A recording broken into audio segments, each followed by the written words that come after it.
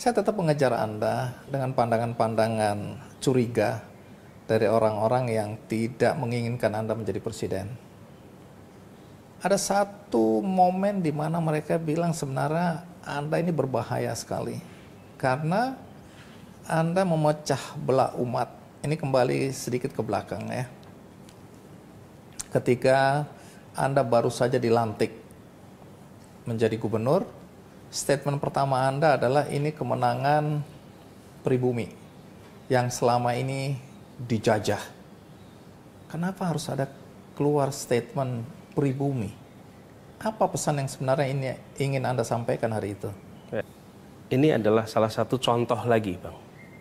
Bagaimana sebuah kenyataan digaungkan dengan pesan yang beda.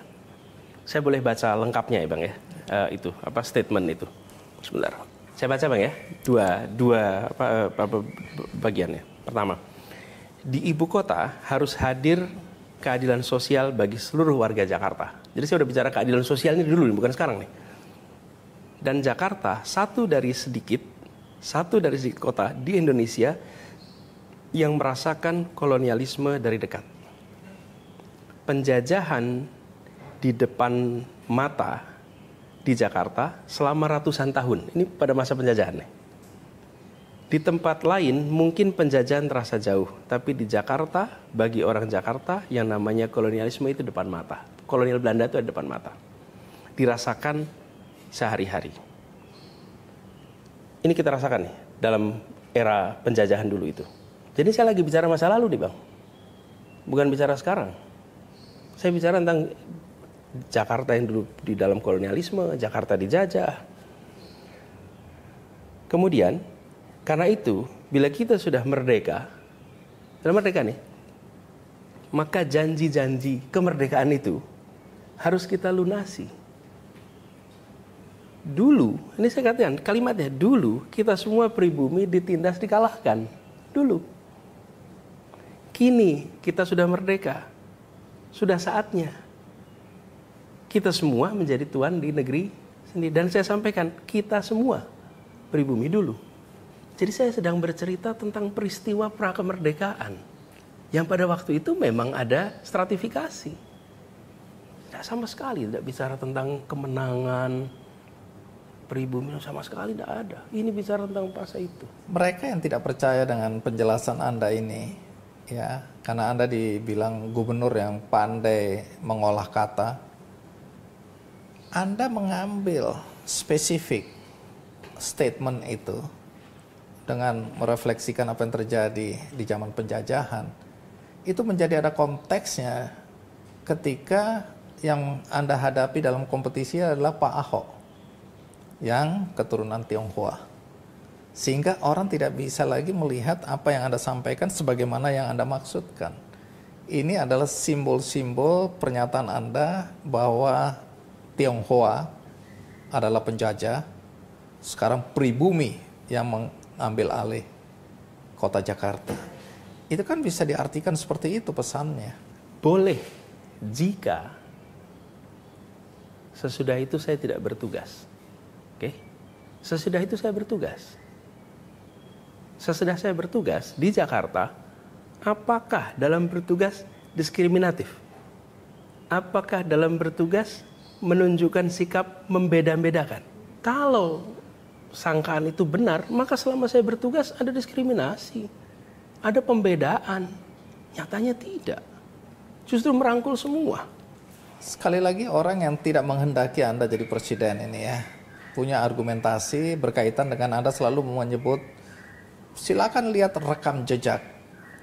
Rekam jejak Anda yang menjadi dosa Anda yang selalu disampaikan berulang-ulang. Dan ini beredar di masyarakat. Anda kan dulu bilang bagaimana kita harus merajut tenun kebinekaan. Tapi justru di era Anda membiarkan masjid-masjid, membiarkan pendukung Anda menggunakan politik suku, politik agama. Sehingga sampai hari ini dampaknya kata orang sangat dirasakan adanya konflik. Bahkan ada yang bilang kadrun, ada yang bilang kecebong dan seterusnya. Itu gara-gara Anda. Jawabannya adalah lihat pada kenyataan. Bukan hanya lihat apa yang saya sampaikan, Bang. Lihat pada kenyataan. Kenyataannya yang disebut sebagai polarisasi, bahkan sampai retak, robek kalau tenun kebangsaan, itu tegang sudah mulai 2012. Di 2015 mulai makin kuat. Saya belum jadi calon gubernur, Bang. Itu sudah rame. Saya masih tugas di Kementerian Pendidikan Kebudayaan. Apa yang Anda sampaikan ini? Poinnya adalah polarisasi sudah, bicara identitas itu sudah terjadi sebelum saya menjadi calon gubernur. Bahkan narasi baik yang pro Pak Basuki maupun yang anti Pak Basuki itu sudah ada sebelum saya jadi calon gubernur. Sudah ada di situ. Keramaian itu tinggal dilihat aja di catatan sosial media, di catatan media-media. Kampanye misalnya, lebih baik Muslim tidak korup daripada pemimpin non Muslim tapi tidak korup daripada Muslim tapi korup misalnya. Terus yang satu bilang harus pemimpin harus beragama Islam. Itu kan tema-tema yang sudah ada sebelum saya calon gubernur, Bang. Jadi saya merasa ketika saya mendapatkan panggilan tugas calon gubernur, justru saya ingin mengembalikan yang robek ini. Karena sudah terjadi sebelum saya jadi calon gubernur. Boleh dicek di semua data. Saya menjadi calon gubernur bulan September tahun 2016. Keramaian ini sudah terjadi bertahun sebelumnya. Satu lagi klarifikasi mengenai apa yang Anda lakukan melalui rekam jejak Anda ketika kampanye. Karena ini juga selalu menjadi dosa Anda ya. Yaitu ketika Anda membiarkan pendukung Anda ya menggunakan isu agama ini. Anda tidak pernah melarang, bahkan di masjid-masjid ada tulisannya tidak mau mensolatkan orang-orang yang memilih pemimpin yang non-muslim. Anda diam aja tuh. Jadi Anda membiarkan sebenarnya keadaan ini dan Anda mengambil manfaat dari situasi yang menguntungkan Anda ini. Pertama soal sebagai sebutan istilah sebagai dosa, dianggap, saya rasa bukan sebagai dosa. Itu mereka mencoba melabelkan itu.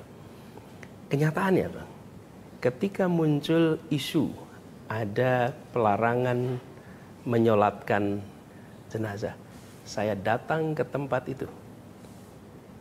Saya mengecek ke tempat itu. Saya menulis surat kepada semua bahwa tidak boleh ada pernyataan dan tidak boleh ada kegiatan pelarangan sholat. Kita semua punya ada kewajiban. Saksi, ada bukti? Ada suratnya. Ada suratnya. Suratnya beredar. Saya kirimkan suratnya. Jadi inilah situasi, Bang, yang dihadapi di dalam masa kampanye. Kita kemudian lihat recovery-nya harus serius, dan itu yang kita kerjakan. Anda tahu bahwa di media sosial Anda sering jadi olok-olok karena rekam jejak Anda. Anda kan selalu bilang, lihat rekam jejak aja. Dan kemudian di media sosial rekam jejak Anda yang ditampilkan itu yang buruk-buruk. Saya mulai dari sumur resapan. Dulu Anda bilang bahwa ini akan merupakan solusi untuk mengurangi banjir di Jakarta. Tapi kemudian yang muncul ke permukaan kan sumur-sumur resapan yang hancur lebur, berantakan, dan merusak jalanan. Dan itu menjadi bahan tertawaan.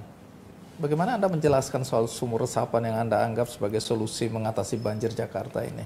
Sumur resapan adalah solusi, itu adalah masa depan, dan konsep Sponge City adalah konsep yang sekarang diadopsi di semua kota-kota besar dunia. This is the future. Jadi, kita bangun di Jakarta ini sumur resapan dan harus diteruskan nih program sumur resapan ini. Saya bersyukur program ini sekarang akan diteruskan. Kenapa sumur resapan ini merupakan solusi? Bahkan saya dengar di IKN ini akan digunakan juga konsep sumur resapan ini. Jadi Jakarta itu adalah kota yang penuh dengan cekungan-cekungan, Bang. Karena itu kita punya banyak tempat yang dulunya rawa. Rawa bebek, rawa belong, rawa mangun. Itu semuanya adalah rawa-rawa, tempat yang rendah. Saya beri ilustrasi aja. Di ITC Fatmawati dengan Jalan Fatmawati itu turun ke bawah jalan raya, itu turun ke bawah bisa sampai 1,5 meter jalannya. Nah, ketika terjadi hujan, tempat-tempat yang cekung ini selama ini pakainya parit pengantar air. Jadi antarkan airnya dipompa. Yang terjadi adalah genangannya lama sekali, baru dia turun. Kenapa? Karena harus ditarik ke tempat yang lebih tinggi, Bang. Nah, di tempat-tempat seperti itu dibangunlah sumur resapan sehingga dia turun. Dan terbukti itu mempercepat surutnya air pada saat hujan deras di tempat yang rendah. Di tempat-tempat itu sudah dibangun.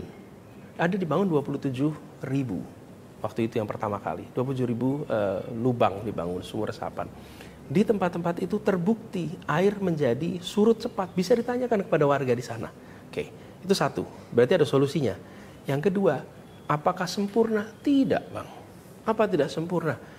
Sebagian pelaksanaan kontraktor itu ada yang dikerjakan dengan rapi, ada yang tidak rapi. Ini kelihatan di lapangan nih. Ya, kita bangun 27.000, ya kalau ketemu ada 50 yang bermasalah sangat mungkin.